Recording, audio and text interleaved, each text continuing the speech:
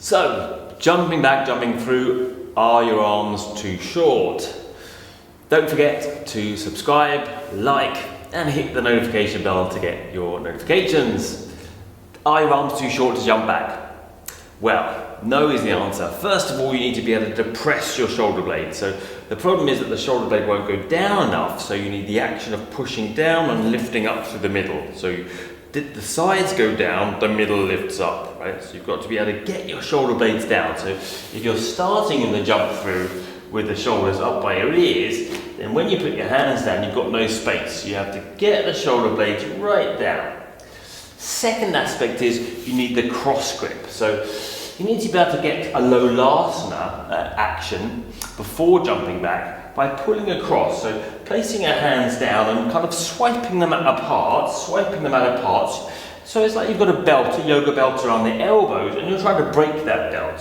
So you need to be able to do a basic Lolasana before attempting the jump back, because that's a static movement and the jump back is a complex involved movement of a number of different muscles. But it's easy to grasp in the Lolasana, that pulling across. So shoulder blades down, pulling across. Thirdly, fingertips. I press my fingertips on the ground and I do slightly round the palm. Imagine you've got handlebars and you're rolling through those handlebars. You want the same feeling of rolling through your back muscles, tipping through the hand, using the hand like a spring and rolling through your back muscles.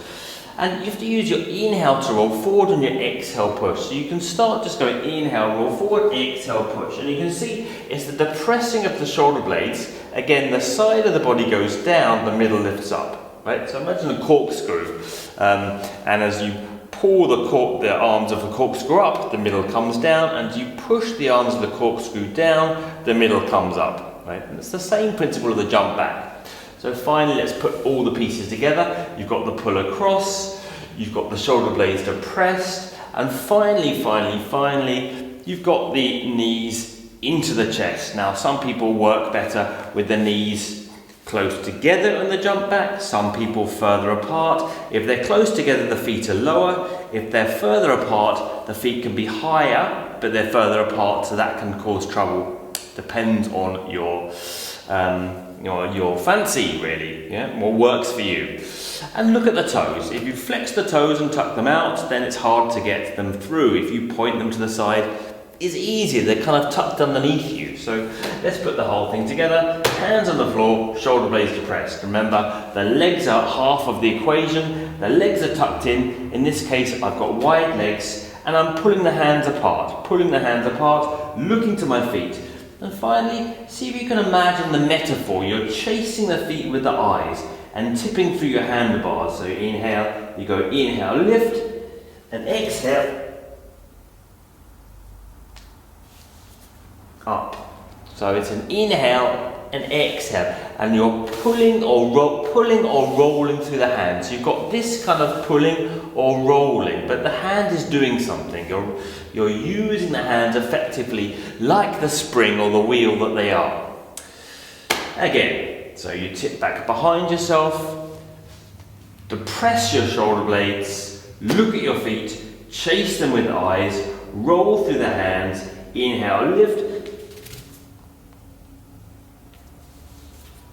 and exhale back. I've got to try, and basically what I'm doing here is I'm getting, if you look, the same with the Lolasana I showed you before, is you've got to be able to get your shoulder over your fingertip and hold it there. So the same with that Lolasana, my shoulder is over my fingertip and I'm holding it there, and the same with the jump back. And you've got two different movements, so if you find you're doing half of it okay, you get to say this point, you lift it and then you have to touch and then jump back, is because you've gone from depression to extension, and it's the last bit that's difficult, and that's why a lot of people do a little toe touch and jump back, and that necessitates to change that or to stop doing the toe touch.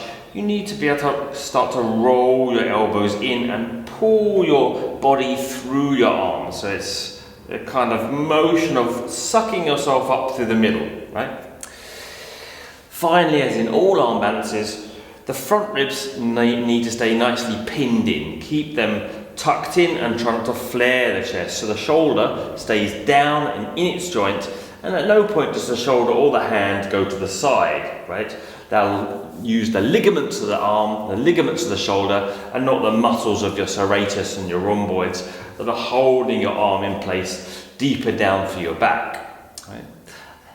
And don't forget to use metaphors. Find a visualization or a metaphor that works for you, right? So I've used rolling like a globe, looking to the feet, chasing them with the eyes.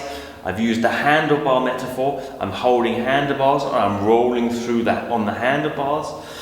So use of visualization and metaphor is an inner language of the body, and because you're working with muscles you can't see, it's really helpful to find a pattern through that with a symbolic language. Right? Anyway, don't forget to subscribe, like and hit the bell, and I hope you enjoyed that. Leave a comment if you did, or if you didn't, or if you need further clarification. Thank you.